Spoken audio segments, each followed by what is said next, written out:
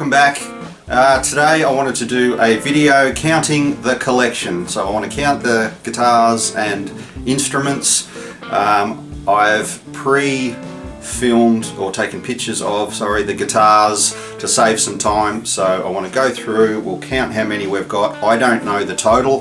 That's why I want to do the video, just to find out how many the collection is up to, and thought I'd bring you in on the journey and you can count with me. So it's going to be fun. Yeah, most of them are in cases, so I've already taken pictures. As I count each one, the picture will come up again just to save some time. And I'm going to probably just count everything, stringed instruments included, and think about a few that aren't here at the moment, and everything else will be tallied in. And then I might just do a breakdown at the end of guitars and then stringed instruments alone. But for now I think it's just going to be easier to smash through it and count them all together. So here we go. We'll start, and there's still a few around that from the shop closing, as most of you probably already know. Rhythm Music shop has closed. I just run the studio now and do live sound, and I'm flat out with that. So there's still some remnants of the shop here. There's still some stuff that's on consignment. I'll go through that as well, and it's those ones will be available to purchase if you're interested. And there's probably a few iffy ones as well that are still here that I'm wanting to buy myself that I just haven't bought yet. So might be tricky to count those. I probably will exclude them from the count for now. Anyway, we'll get into it. So starting here on my right is one that's on consignment. So this was in the shop. It's a slide guitar, obviously, made by a gentleman in Bensdale, a very, very creative, artistic guy that makes electric guitars mainly. He's made this electric slide guitar, which is wonderful. That one is for sale if you're interested. Otherwise, I am keen on buying it myself, so get in quick. Otherwise, I'm saving up for that one. So that's not on the count list yet. That's just a case. That is someone else's. That is one of mine, so we'll start there. We've got a Kenora Super Strat in red. That one was gifted to me, I believe. So we're starting with number one. Number two, what have we got there? No, that's not one of mine. That's a Stag 5-string bass. That's also on consignment, so that is available for purchase. So we're off to a start of one. This one is a Cort M520. Learn to read your own rating. That one is mine, so that'll be two. That is a guitar I managed to score through a trade of something or other back in the day, in the shop days, and it was fitted with a Roland GK2 pickup, I believe, which interacts with the whatever it is, the RE20 or something, the which is the Roland virtual synthesizer unit, so you can actually play guitar and make it sound like a trumpet or whatever. So that was pretty cool. Behind that we have a Blue Line Strat, so that was also gifted to me, and that's one, I can't remember the condition of it, but I've got a few that are sort of that have just come by my way, and I try and fix them up and stuff like that. So one, what are we up to? I'm gonna struggle. So that's three, was it, of mine? I think we're up to. We'll move on to the top row of rack one here. We've got a Fender P-Bass, and as I said, I've already taken photos of these guitars to save time, so that will be appearing on the screen to the right. And I remember taking the photo and that being really dirty because it was out when C.O. Lynn, the Irish band, were here playing at the Waterwheel Tavern. They used that, and I haven't cleaned it, so it's pretty filthy because those guys sweat up a storm. They're amazing. If you haven't seen them, come and see them next time they come to Australia and play next year. So 4. 5 is a Gretsch G52030T, which was my latest unboxing video, I think, just a week back or so. Next to that is the Gretsch G5220, which I did an unboxing video on also, you can check out. And I've stopped counting. How are we going? 1, 2, 3, 4, 5, 6. Is that right? 7 is a Maestro Les Paul Junior. So this was basically just leftover shop stock. I bought the last year I was trading as a business, or the last year the shop was trading. That was bought for the Christmas rush, and it was one that didn't sell, so it's just carryover stock basically. Next to that is a Court Sunset Les Paul Junior, and that's a beautiful guitar which I was also gifted. So I'm been very lucky on a few occasions to have been gifted guitars, and I'm very grateful for that one. Next to that is the, stop counting. Next to that, 9. 6, 7, 8, 9. 9 is the Tokai Love Rocks Les Paul Junior. Which I bought off a gentleman at Newlands Arm, and he was a guitar collector also, was selling this one, and I just loved it because it's TV yellow and looks great. And this one had twin P90 humbuckers, which this little guy didn't, which I bought maybe a couple of weeks before that. So this is a vintage Les Paul Junior.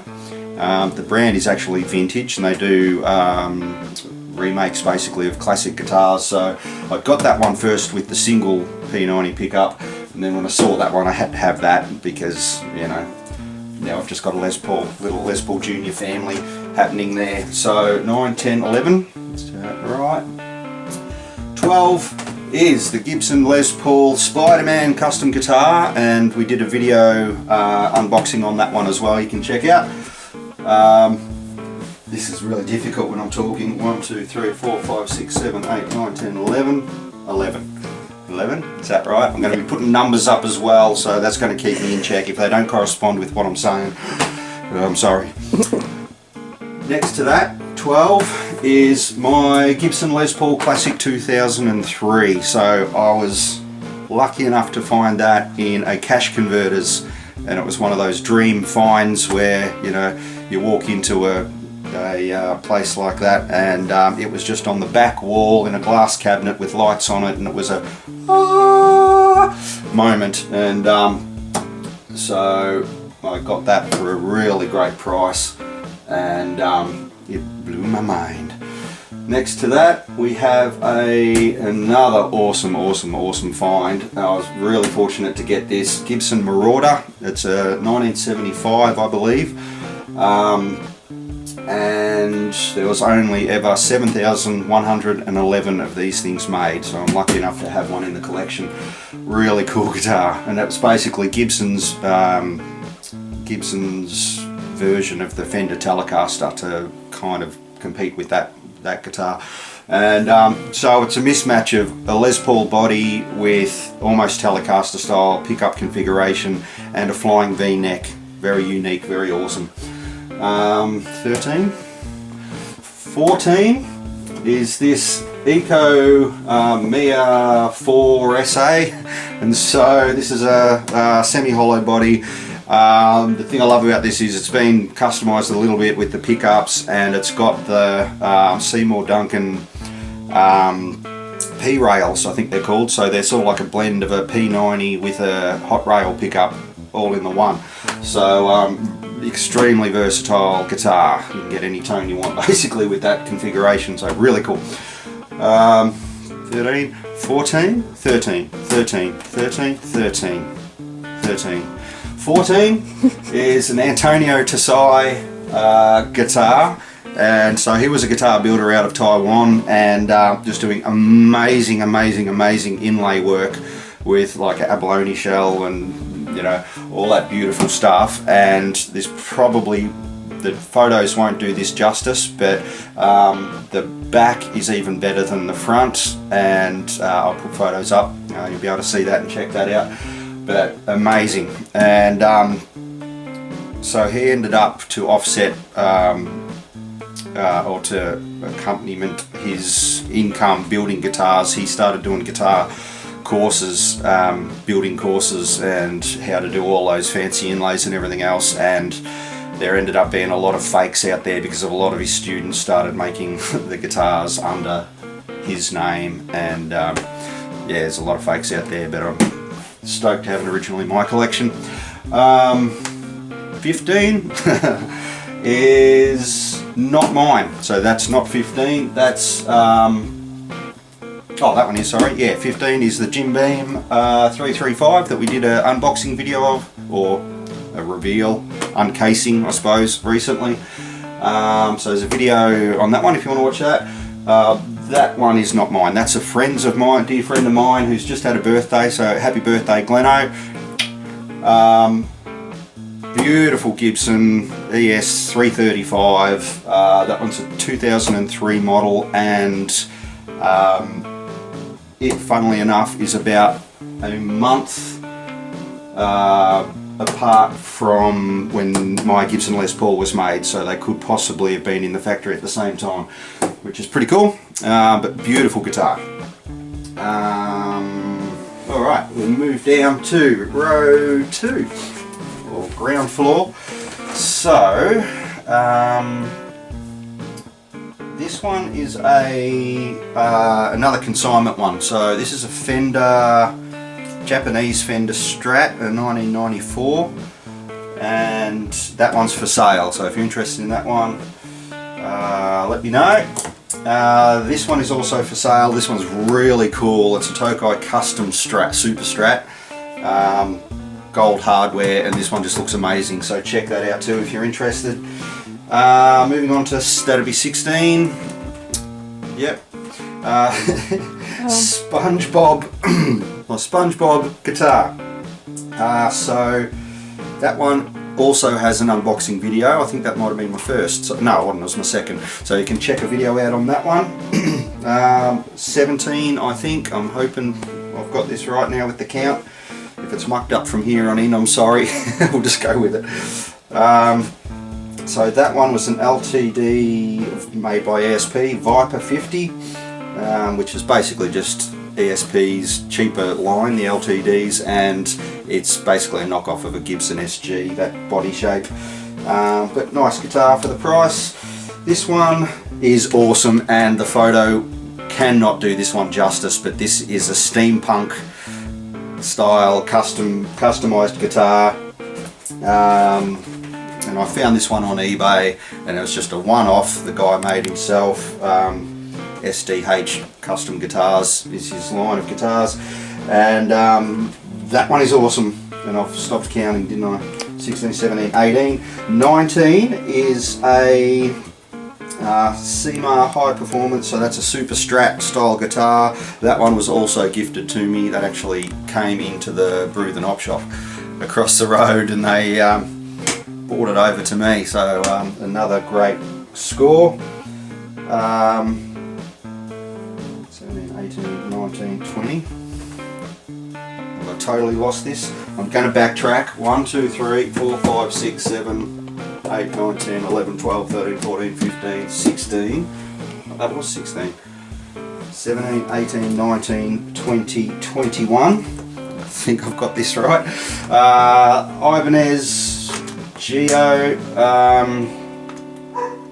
Don't know much about these. They're a cheaper Ibanez, and this is another ridiculous buy because this came up on Marketplace for $20. And so I jumped on that knowing that I'd be able to restore it and bring it back, and now it looks great and plays great. So the cheaper Ibanez range, but for that price, you know, what do you do? You buy it. 22 is an Ibanez RG something. I'm not sure how to identify which RG it is, but it's the 1997 apparently. I worked that much out, but that was bought off a friend.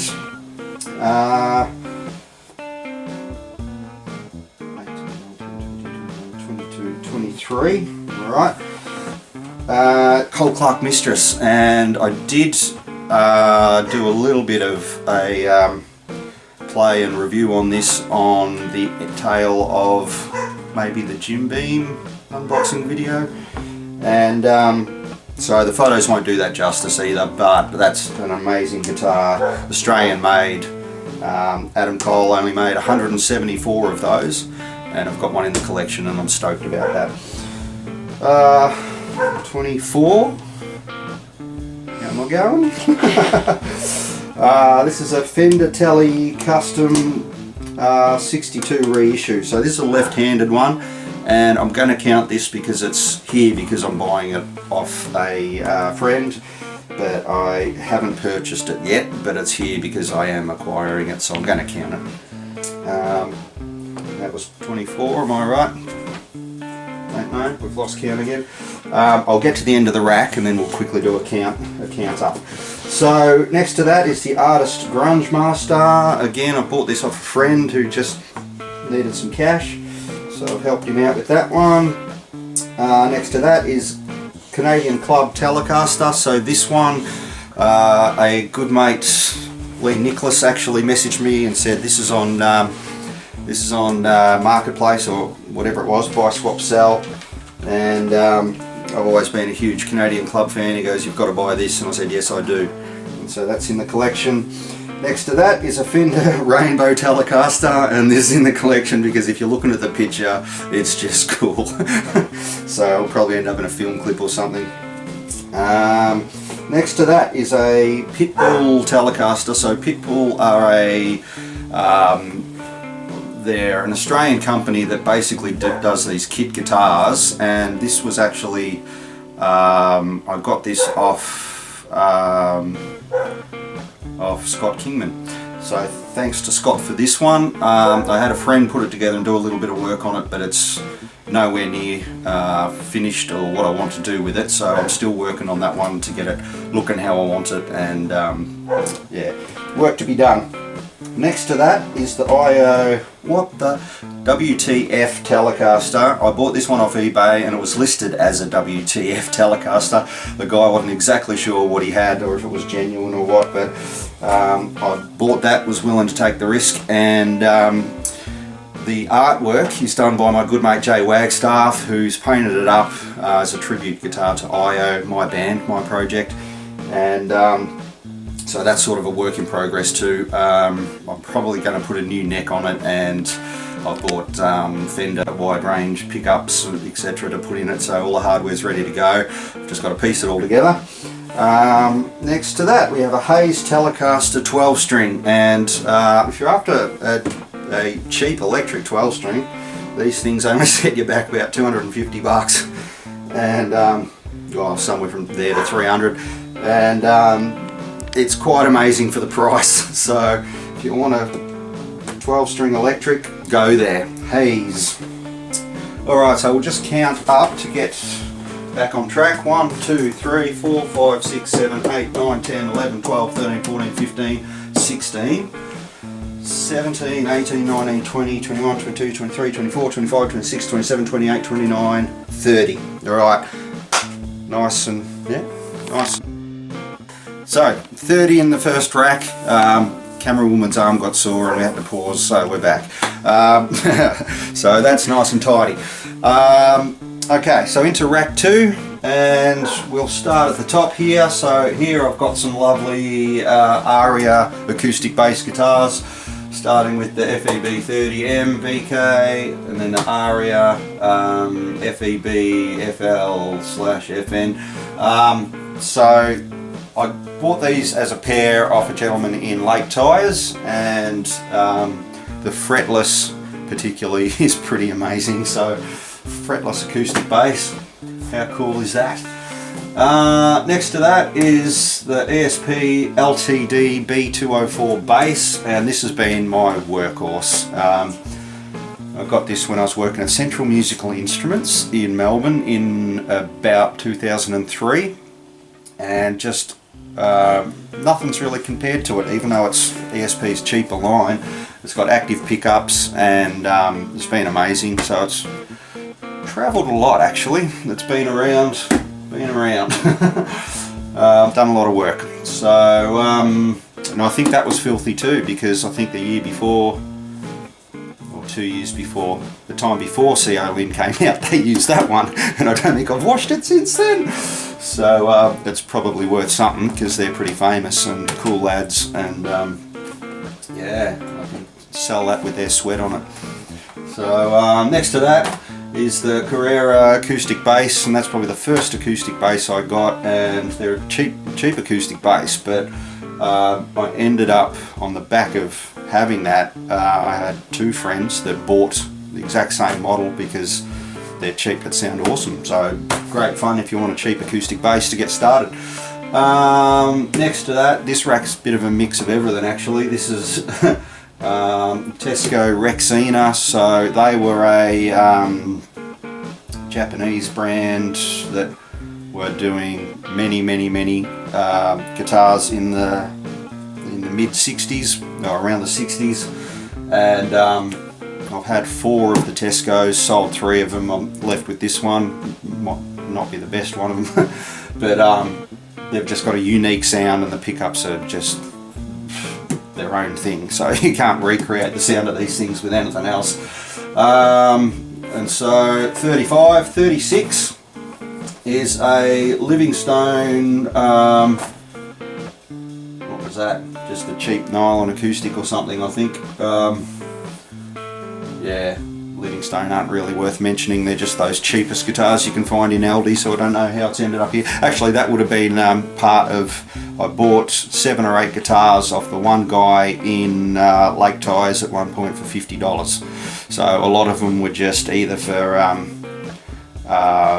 fixing up so I could give them to students and stuff like that when I was teaching, or as some of those are coming up, some more from that purchase, some just ended up as art projects, so which you'll see one of at least in a minute. That's just a case, so nothing to count there. 36. We'll get into some of the smaller stringed instruments, and we're going to count them all, total them all in, because we're just counting the collection of stringed instruments. So we'll start here. We've got a Caprice violin. I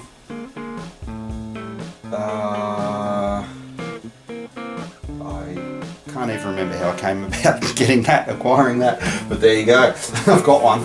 At the front here, I've got a Lanakai LU6E ukulele. That's actually quite an expensive ukulele. It's a 6-string that I got off a beautiful friend, and he pretty much started a ukulele group, and I helped him get that running and operating, and he ended up selling that to me at one point. Behind there is a Michaela MKC ukulele, and it's just got the cutest case in the world. Cutest case in the world, without a doubt. Cool little ukulele. Back here we have a Mahalo MEA B1 bass ukulele, and I tell you what, this thing is a monster. So they typically come with polyurethane strings. This one's been replaced with wound steel strings, and we've recorded pretty much Organic Joe's 3rd album, all the bass tracks, with this, and Phil Capadonna from Organic Joe has the same one, has done the same thing, so we go between the two, and we've nearly finished tracking their 4th album and used the same bass. So all the bass lines are done with a ukulele bass, and it sounds awesome. So you'll have to check that out. At the front here is a Mahalo MJ3VT TBR ukulele, and this is my main ukulele. So I used to run ukulele workshops and just love the sound of this instrument. So that's my main ukulele. I'll go to the K-Mize KMC 26T ukulele. The K-Mize are a great sort of budget entry, well they're above entry level, but they're just a cheap ukulele that sound amazing, so I was selling a lot of them through the shop, and they were very popular. And then we get into some of these guitars that were part of that bulk buy. So the Ranger, I'll just go through these quickly, 3/4 size, the Paramount half size, what else we got? What is that one? It's not Valencia. One of these actually doesn't even have a name, so yeah, I think that's just a no name sort of thing, or more to the point, the brand name and the sticker has come off, so and there's nothing on the headstock. And then an Alton 3/4 size. So they were all part of that bulk purchase, and that some of them I've fixed up to use, and those ones are probably just ready for Donna to mosaic or something, become art pieces. So I'll get back to the counting. We had 31, 32, 33, 34, 35, 36, 37, 38, 39, 40, 41, 42, 43, 44, 45, 46, 47. We're up to 47. And we'll move down to ground floor. But 47, 31, 32, 33, 34, 35, 36, 37, 38, 39, 40, 41, 42, 43, 44, 45, 46, 47. Cool. Alright, ground floor, we've got a Tanglewood TSP 15CE. So I've bought this off a friend that needed money. Wayne Classical. That may have been part of that bulk buy actually, I can't remember now. Monterey MA15TN and the Monterey MEA17N, they were bought at the same time as part of, they were shop stock that are just carried over. Maton F10 and Maton F11, so these are kind of a pair I had to have. I didn't buy them as a pair, but once you've got one. So basically these were Maton's sort of entry-level guitars for beginners back in the day, and they had the nylon string version and the steel string version, and they were just a cheaply made guitar for students and beginners. They didn't even have a heel on the neck joint, it was just neck straight onto the body. But good to have them in the collection. Bit of history, Australian made guitars. So 47, 48, 49, 50, 51, 52, 53. 53. And then we move into two that are on consignment. So if you're interested, let me know. This one is a Sigma 12 string, and I should have done a bit of research, I can't remember what year, but these are both vintage guitars, probably around the mid-60s. So the Sigma 12 string, and then we've got a Framus 12 string as well. So both would be great in my collection, but I can't buy everything. So they're still available until I buy them before you. So get in if you're interested, let me know. What we're up to, 47, was it? No, 47, 53. 54 is a Valencia full-size classical guitar. That one's left-handed, and that was just leftover shop stock as well. It's becoming to my collection. Then we have a Amina 3/4 size, possibly another one just to become an art piece or something. And then we've got two cases by the looks of that. So 53, 54, 55. Down the bottom here we have, oh this is awesome, so this is a Silvestri Catania mandolin, 56, 57 is a Corrado violin. Can't remember how that one came into my possession, but that may be one that was gifted to me, or that other one from a good friend, one or the other, I can't remember. 58 is this HG&S banjo mandolin, or banjo, or banjo, or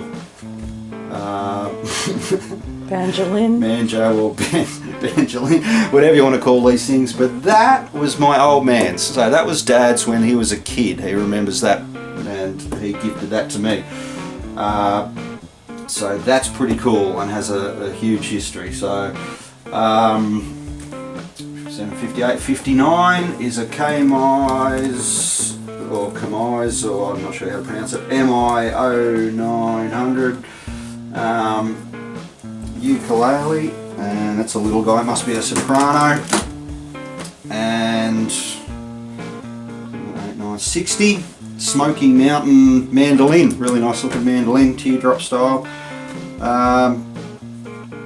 How's that? Rack 1 ended at 30, rack 2 ends at 60. Tidy, bloody tidy. Alright, stay with me. Oh, we might pause there, and through the magic of editing we're going to appear in the other guitar room at rack 3. Actually, we'll walk through. You can follow me through to the other guitar room. Oh look, a Marshall. Watch your step. Don't trip on the Marshall amp. Don't trip on the Marshall amp. Another little cheeky one on the way is this box guitar, and I bought that off a gentleman in Kalimna, and he made that himself. I was pretty impressed with that. Great job. So 61 before we get to the guitar room. Here we go.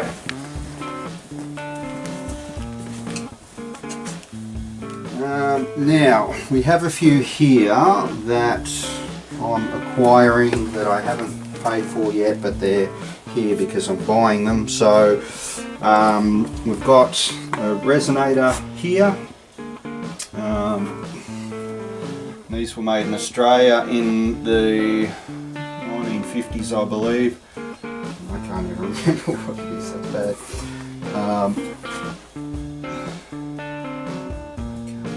Oh, it's a Wayne. Another Wayne. Wayne resonator, so that is 62, 63. It's another little slide guitar, another little beauty. And this is just branded with Tennessee, and I couldn't find out much about that, so I'm still researching these guitars to add to the collection.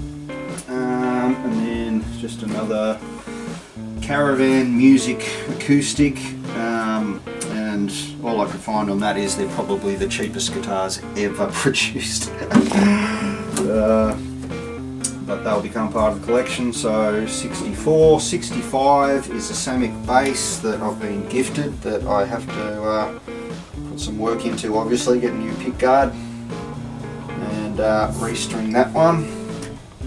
So 65, 66 is a Gibson EB3 bass. I don't think it's a genuine Gibson, although it is extremely vintage, but it looks like it's plywood construction, which makes me doubt it, and there's no serial number on the back of the headstock. But I haven't researched enough to know more than that. That was 66, and it's really hard to find a case for that apart from the proper Gibson EB3 case, which are looking at about $600, so it still doesn't have a case. 62, 63, 64, 65, 66. Alright, moving to rack 3. I'll start at the top. 67 is an Irwin, IN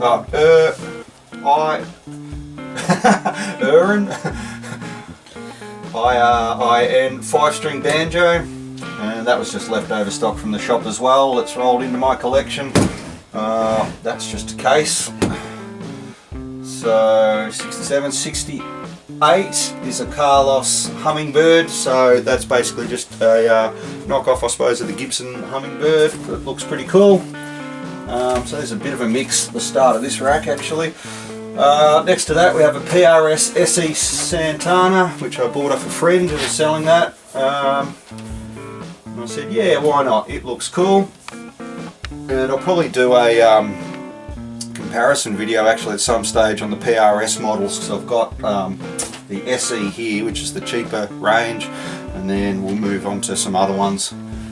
A bit more higher end and a mid-range one as well, so we'll move into them, and I might do a comparison video. Anyway, blah blah blah. 67, 68, 69, 70.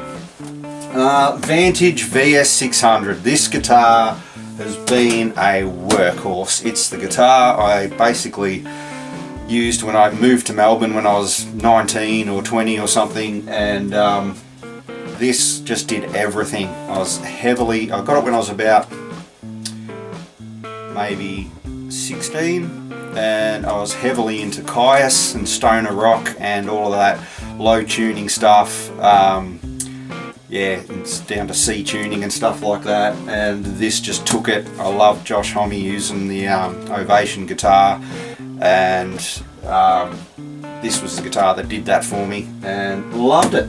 So that was a workhorse, and I actually did a trade in Melbourne in about 2009 with a friend, and don't know why. I traded this for a ESP LTD M1000 with active pickups, because I was right into the metal bands at the time, and did the trade. And it was about 2 years ago that we reconnected, and he goes, "You still got the LTD?" And I said, "You still got the Vantage?" And we both went, "Yep." And we did the trade back, so it came home, it came back to me, and we're both happy. Next to that, 71 Maton Master Sound MS2000, beautiful guitar. So Josh Homme, again, I just mentioned, also uses one of these. He's got actually, I think, a signature model, Maton MS2000 Deluxe or something now. I was fortunate enough to get that off one of my guitar students and friends, good friends. 71, 72, we've got a little cruiser mini Strat. Hello. The cool thing about this is you can bend a note like. You can bend a note for days. That's going into the stratosphere, that note. 72, 73 Tanglewood TS9 NS. I've just bought this off a friend that I bought the other Tanglewood acoustic off. 74 Cole Clark Fat Lady 2. This is my workhorse go-to acoustic. It wasn't always, but I bought this in 2011, and it's dear to me because it was money that my Nan gave me basically before she passed away. She wanted us kids to have some money so she could see us enjoy it, basically. So very sentimental guitar, and it just sounds amazing. So 70, 71, 2, 3, 4, 75 is a Maton S60C. Another beautiful acoustic, so nice to have this in the collection. And I actually purchased that off the same friend that sold me the Maton Master Sound. So he's got very, very nice taste in guitars, very quality instruments. He kept his favourite Maton acoustic, and if you ever want to sell it, Pete, let me know. Next to that is the Maton EM 725C, and this was my workhorse before the Cole Clark. So this has been a battle axe. It's been through everything, and so I got that maybe when I was 18 or 19 I think, and it was my first really good acoustic. Before that I had a black Samick steel string acoustic electric, which was nice, but this particular day I had two guitars resting up against a desk in my room, and I walked in and the vibration sent them both sliding off, and I dived and grabbed a crappy little Valencia 3/4 size guitar and saved that, and the Samick just went down and went pfft, and the headstock just snapped off. So I did get it repaired, and ended up selling it at Music Swap Shop in Elgin Street, Carlton. And anyway, got my first good acoustic, the Maton EM 725C, and so that went with me everywhere. I absolutely mean everywhere I took it. Everywhere I went, every party, everywhere. I was just always playing guitar, and it ended up at one point, it was about 19 or 20. We had a party at a property at a mate's place, and we're around the fire and everything else, and we ended up with drums and guitars and partying away, and we've left the fire, gone inside, we're partying on, and then it was about half hour after it started raining. I remembered I'd left the guitar sitting out by the fire, raced out, physically had to tip all the water out of the guitar, the sound hole had filled up. I got inside, terrified that it would never work again and the electronics would be screwed, and I tailed it all down and mopped it all out, and it's never sounded better. Pow. Next to that, it's a Yamaha FG 412 12 string, and this is the most amazing 12 string I've ever heard, and I was absolutely blown away that this was gifted to me by a dear friend. We'd done many dealings in the past, and I've bought him, things for his birthday and looked after him, and he's looked after me as well, so that was an amazing gift, and yeah, really heartfelt. Next to that, I've lost count, 70, 71, 2, 3, 4, 5, 6, 77 is a Samick LW 028 SA. So this one I've actually set up in Nashville tuning. So basically what I've done is taken a 12 string pack of strings and just taken out the regular strings. So basically I'm just dealing with all the higher octave strings and the doubled up strings, and restrung it just like that, so you can play it over a rhythm track or something and it'll give you that 12 string effect without having to have a 12 string. You can hear this on many of the songs on Organic Joe's 4th album that'll be coming out soon, so check that out when it comes out. You'll hear this guitar along with that acoustic, the ukulele bass. Next to that we have an Ovation Ultra Series 1315 12 string guitar. This is a beautiful guitar that I had on consignment in the shop. I had a friend purchase it, and then and I think I was umming and ahhing, and I think I'd taken it out because I was going to buy it, and then my friend was after a 12 string, said, oh look, you can have it. He grabbed it, and about 6 months after that he changed his mind. Didn't really change his mind, he just got a better guitar. He ended up getting a new Cole Clark acoustic and paid $9 grand or something. Sold that one back to me, so it came back, and I love having the Ovation 12 string in the collection. 71, 2, 3, 4, 5, 6, 7, 8, 78 on to 79. I don't remember what that is. Have a look at the old tagger. Kenora acoustic, so that ended up being just a part of a bulk deal actually, when I bought a drum kit and GoPro, bunch of other items I can't remember. Just a lady I knew was clearing out all their stuff, and I bought a bunch of it, and that ended up with that. So 1, 2, 3, 4, 5, 6, 7, 8, 9, 79. Onto the bottom row. The first one is just a case.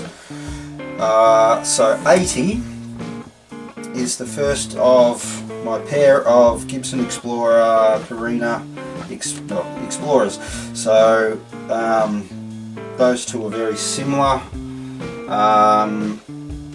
The only difference is you'll see probably is in the wood grain in the photos, and I think one of the photos has Mandy's, my dog's, head in it from memory. So these are basically purchased to be part of a film clip for a song called Terrified of Zombies that we're going to be filming in October around Halloween. So I'm hoping to use these in the film clip along with this pair of the Gibson Flying V Carina guitars as well.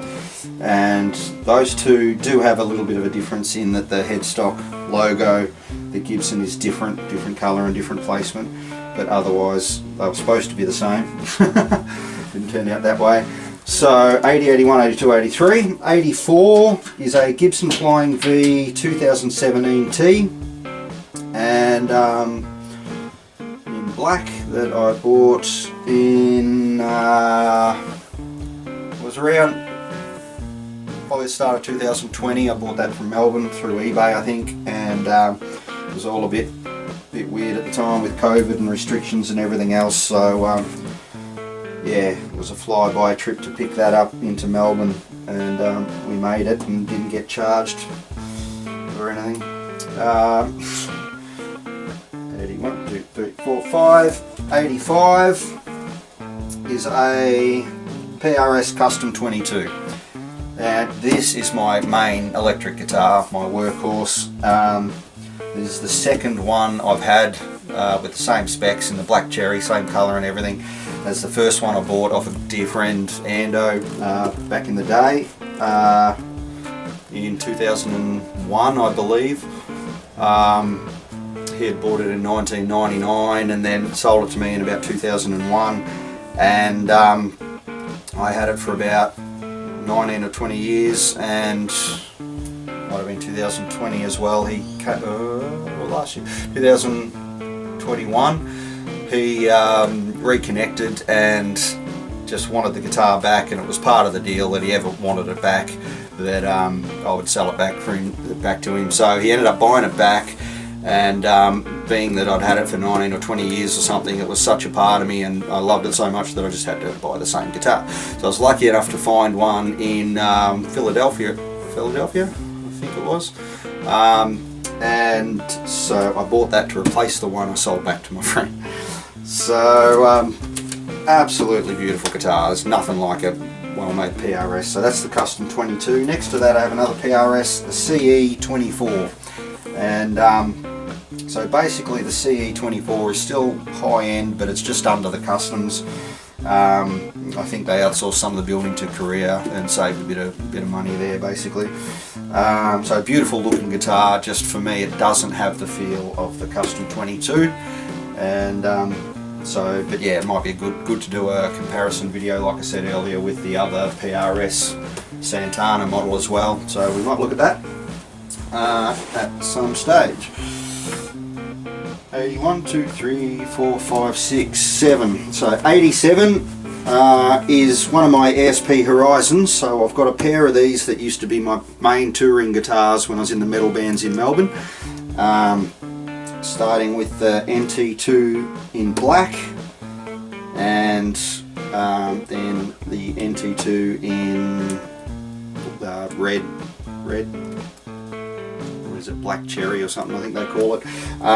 So they were my workhorses for heavy metal, for all down the lower tuning stuff, and typically I had one set up in D standard, so everything tuned down a whole step, and then I had one in D standard with the 6th string dropped to C, so it was drop C tuning.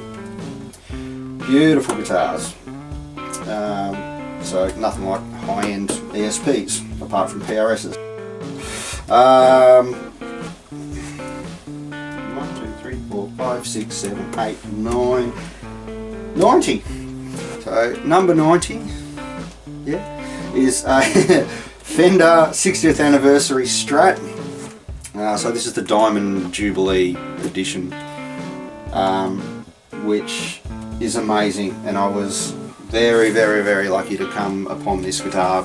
Basically, I had sold a American Deluxe Stratocaster, and as much as I'm not a huge Strat player, I regretted selling that guitar because it was beautiful, and it was only a couple of days after I'd said to the guys in my band at the time, the Jaywalkers, that I really needed a Strat back in the collection for the studio, that a friend walked in with 2 guitars he wanted me to sell, this being one of them, and his bottom dollar was just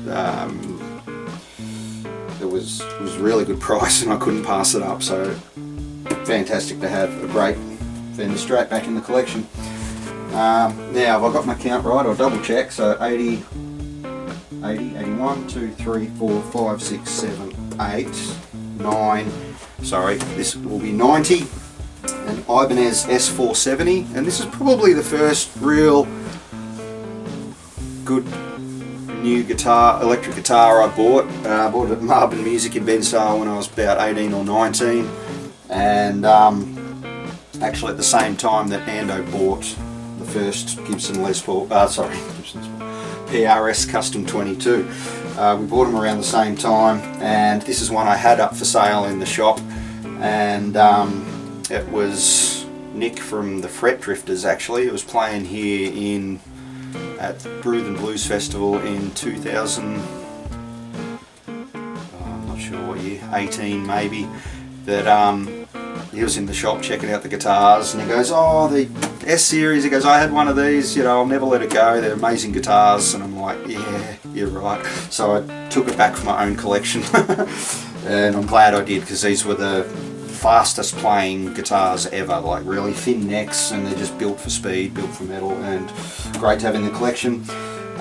Next to that at 91 is an even better Ibanez. So this is an original, I think it was the first run of the Steve Vai signature guitars. This is a Gem 77 FL for the floral pattern, and the story goes he got the design from the curtains he had in his childhood home growing up, and so typically you can't find these now for under 10 grand really. I think the last check I did had there was only 2 worldwide I could find online. One on Reverb, one was going for 9,600 and one for 9,100 and something. So probably the most valuable guitar in my collection, even in, you don't really find any of them in really clean condition, but it still doesn't affect the price. So great to have it there. And again, I bought that off a friend who needed some help financially, so yeah, did my part. Next to that, we've got the first of the Blues Festival I just talked about earlier, signature guitars. So 2019 was the first year I started doing that, and so that one's got all the signatures from the artists that year. And then we had 2 years, the festival didn't run because of bushfires, and then we had COVID restrictions and everything else. So we're lucky enough to kick it back off in 2022. And we have nylon string here, which we had signed, and we also did a second guitar too. And so they're both there, and they've got everyone from Electric Blues Collective to 1920, and then local artists like Olivia Lay and Raven and the Dove, and many more. So awesome to have those in the collection. And 91, 92, 93, 94. What else have we got? So we'll go for a stroll and see what else we can find, see if there's anything left in the studio. I do have some absentees. I've got a cello with Phil Capadonna from Organic Joe.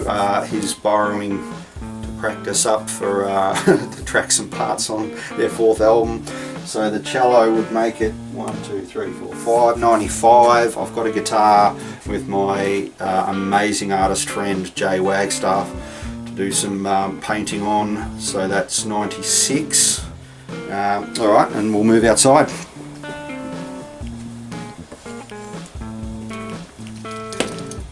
Uh, 96, 97, 98 for ukuleles.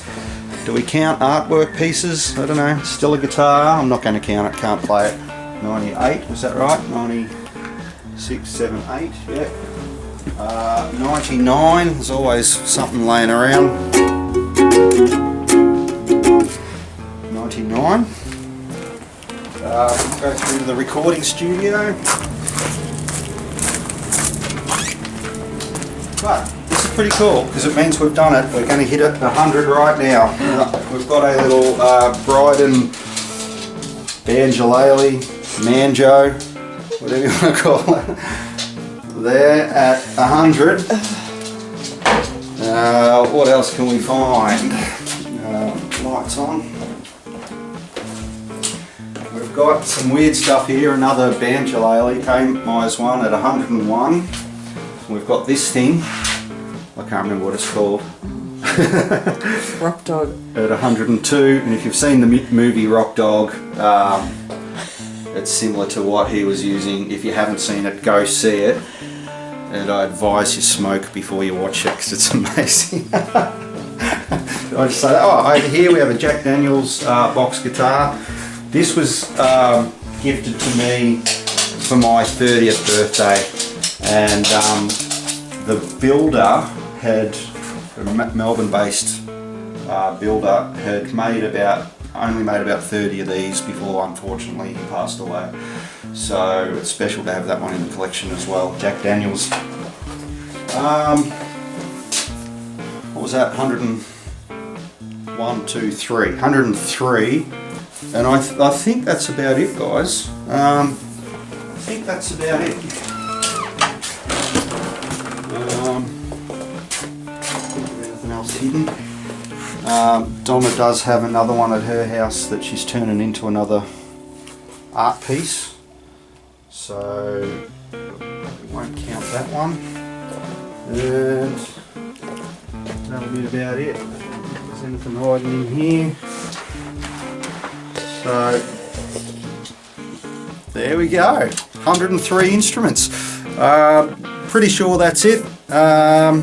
Yeah, but good to know. We've broke the 100 mark, and hope you've enjoyed it. And we'll probably just wrap it up there. So thanks for coming along on the journey, counting my collection with me, and we'll see you soon for sure in the next video. Pow! Yo, welcome back. We missed one, so just on our way out of the studio, we found this. So of course it's a stringed instrument. It just doesn't have an E minor. I was about to play a song in E minor.